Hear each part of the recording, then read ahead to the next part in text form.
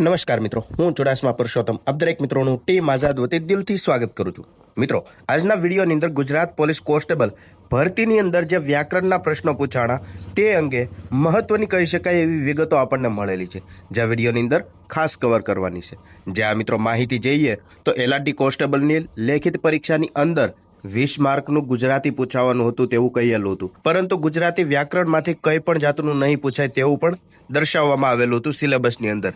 છતાં પણ પેપરની અંદર ગુજરાતી વ્યાકરણ પૂછવામાં આવેલું હતું. તેથી ઉમેદવાર મિત્રોની માંગ છે કે 10 માર્ક સુધીનું ગ્રેસિંગ આપવામાં આવે અને ત્યારબાદ ફાઇનલ પરિણામ છે તે જાહેર કરવામાં આવે.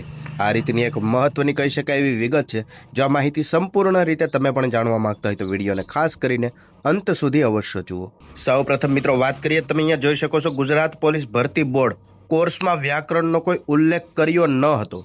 જે આ મિત્રો એલઆરડીની પરીક્ષામાં વ્યાકરણના પ્રશ્નો છે તે પૂછાયા હતા, તેમના કારણે ઉમેદવાર મિત્રો છે તે 10 માર્કની ગ્રેસિંગની માંગ કરી રહ્યા છે. જો સંપૂર્ણ વિગત જોઈએ તો તમે અહીંયા જોઈ શકો છો ગુજરાત પોલીસ સંખ્યાને વધારવા માટે લોકરક્ષક દળના લગભગ 12,000 જેટલા જવાનોની નવી ભરતી કરવાની એક જાહેરાત કરવામાં આવી હતી. જે અનુસંધાનમાં ગુજરાત પોલીસ ભરતી બોર્ડ દ્વારા અભ્યાસક્રમ છે તે જાહેર કરવામાં આવેલો હતો.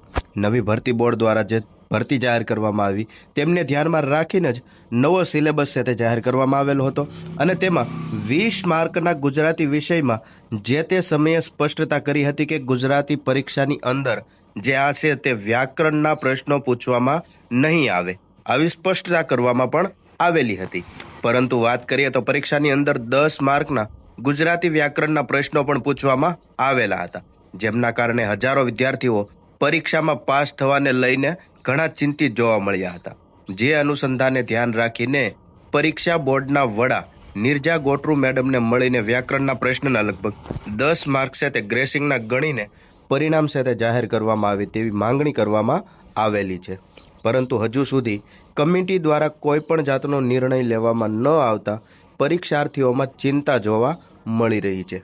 જે આ મિત્રો પેપરની અંદર 10 માર્કનું ગ્રેસિંગ આપીને 40% ધોરણ છે તે નક્કી કરવા પણ રજૂઆત કરવામાં આવેલ છે. જે 40% ધોરણ છે પાસિંગ માર્કનો એરિયો, તેમાં સૌથી પહેલા 10 માર્કનું ગ્રેસિંગ આપવામાં આવે તેવી રજૂઆત કરવામાં આવેલી છે. અને વાત કરીએ તો લગભગ 12,000 જેટલી જગ્યાઓ માટે કુલ 2,37,000 જેટલા યુવાનોએ લેખિત પરીક્ષા આપી હતી. માત્ર ને માત્ર કોન્સ્ટેબલની માહિતી છે, પીએસઆઈની માહિતી નથી.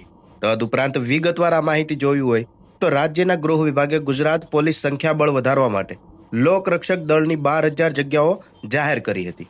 તેમની અંદર શારીરિક પરીક્ષા લેવામાં આવેલી હતી અને શારીરિક પરીક્ષાની અંદર માત્ર ને માત્ર એલઆરડી કોન્સ્ટેબલના 2,37,000 યુવાનો છે તે પાસ થયા હતા. અને તે તમામ ઉમેદવાર મિત્રોએ 2,37,000 કરતાં પણ વધારે યુવાનો પાસ થયા હતા, પરંતુ લેખિત પરીક્ષા છે તે 2,37,000 યુવાનોએ આપેલી હતી. અને લેખિત પરીક્ષા માટે જાહેર કરાયેલા અભ્યાસક્રમની અંદર 80 માર્કના પેપરમાં 30 માર્કનો ગુણ ડેટા એનાલિસિસ, 30 માર્કનું માત્રાત્મક યોગ્યતા અને 20 માર્કનું ગુજરાતી, આવી રીતે પાર્ટ એની અંદર 80 માર્ક પૂછવામાં આવેલા હતા. પરંતુ વિષય ગુજરાતી છે તેમાં વિગતથી ફકરા લખવા માટેના હતા. જે ફકરા હતા તેમાં ફકરામાંથી સવાલ જવાબો હતા. એ રીતનું 20 માર્કનું ગુજરાતી પૂછાશે તેવું સિલેબસમાં દર્શાવવામાં આવેલું હતું. પરંતુ પરીક્ષાર્થીઓને ગુજરાતી વિષયમાં યોગ્યતા સ્પષ્ટ ન થઈ હોવાથી આ બાબતે તે સમયના બોર્ડના જે ચેરમેન હસમુખ પટેલ સાહેબ છે તેમને મળીને રજૂઆત કરી હતી. ત્યારે તેમણે તેમની યુટ્યુબ ચેનલ પર આ અંગે સ્પષ્ટતા કરીને કહ્યું હતું કે ગુજરાતી વ્યાકરણ અંગે પ્રશ્નો પૂછવામાં નહીં આવે. જે આ મિત્રો આવી રીતની એક સ્પષ્ટતા પણ કરેલી હતી, જેથી કરીને 2,37,000 પરીક્ષાર્થીઓ ગુજરાતીના વિષયમાં વ્યાકરણ સિવાયની તૈયારીઓ કરી હતી. પરંતુ પરીક્ષાની અંદર 10 માર્કના વ્યાકરણના પ્રશ્નો પૂછવામાં આવ્યા હતા, જે પરીક્ષાના અભ્યાસક્રમ બહારના હોવાથી મોટા ભાગના વિદ્યાર્થીઓ છે તેમના જવાબ લખી શક્યા ન હતા, કારણ કે વ્યાકરણ પણ હાઈ લેવલનું હતું. અને આ બાબતે ગંભીરતાપૂર્વક લઈને પરીક્ષાર્થી જે યુવાનો છે તે ડીજીપીને મળીને રજૂઆત પણ કરી હતી. અને ડીજીપીએ તેમને પોલીસ ભરતી દળના જે વડા હતા નિર્જા ગોટરુ મેડમ તેમને મળવા માટેની પણ સૂચના આપી હતી. અને યુવાનોએ તેમને મળીને રજૂઆત કરી હતી કે 10 માર્કના જે વ્યાકરણના પ્રશ્નો છે તેમના કારણે મોટા ભાગના પરીક્ષાર્થીઓના પરિણામ પર નકારાત્મક અસર થઈ શકે છે. જેથી કરીને આ 10 માર્કનું ગ્રેસિંગ છે તે દરેક ઉમેદવારને આપવામાં આવે, એટલે કે 10 માર્કના ગ્રેસિંગ ગણીને તેમના આધારે જે પાસ થવાના 40% માર્કની ગણતરી કરવામાં આવે, જેથી કરીને યુવાનોનું ભવિષ્ય ન બગડે. જે અંગે નિર્જા ગોટરુ મેડમે ખાતરી આપી હતી કે કમિટીની મીટિંગમાં આ નિર્ણય લઈને યોગ્ય કરવામાં આવશે.